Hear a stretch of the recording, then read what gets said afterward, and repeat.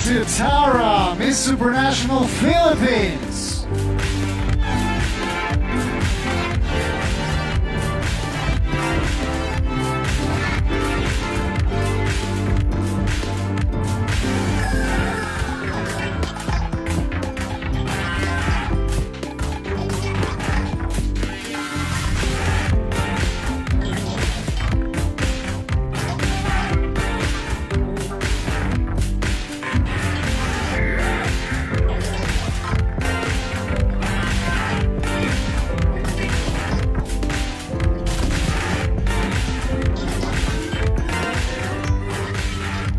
Magandang araw po sa inyo at welcome back dito sa ating panibagong video.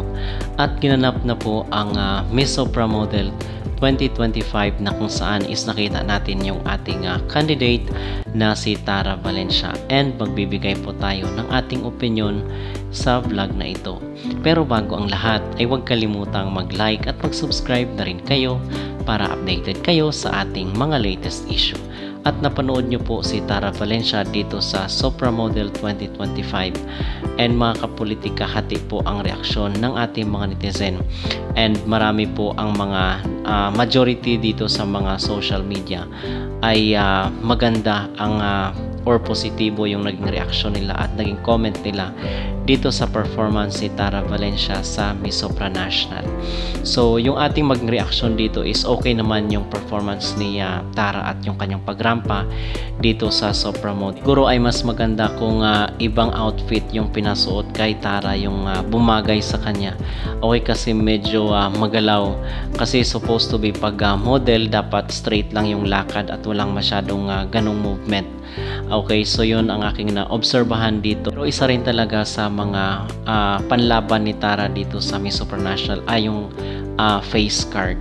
Okay, so samantala usap-usapan rin dito sa social media itong reigning queen ng Miss Supranational 2024 na taga Indonesia rin, na kung saan is may picture sila kasama itong national director dito sa Miss Supranational 2025. So marami mga kapolitika ang mga nagtatanong kasi di ba na pag-usapan natin doon sa ating mga naunang video na kung saan ay posible ang back-to-back dito sa Indonesia. And in fairness naman dito sa candidate ng Indonesia is nakita ko naman siya, at kung sakali siya ang kukurnahan bilang Miss Supranational 2025 ay deserve naman, kasi maganda rin itong pambato ng Indonesia.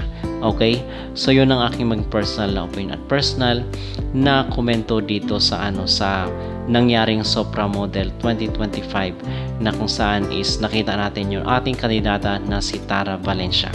So I believe and I'm hoping na magkakaroon ng transformation si Tara doon sa finals night sa sa June 27 na po yan mga kapolitika. Kung kayo po ang tatanungin ano ang inyong maging reaksyon or ano ang inyong maging opinion dito sa performance si Tara Valencia sa Supra Model, at ano po ang inyong maging opinion rin dito sa usap-usapan sa social media na posible daw ang back-to-back crown dito sa Indonesia.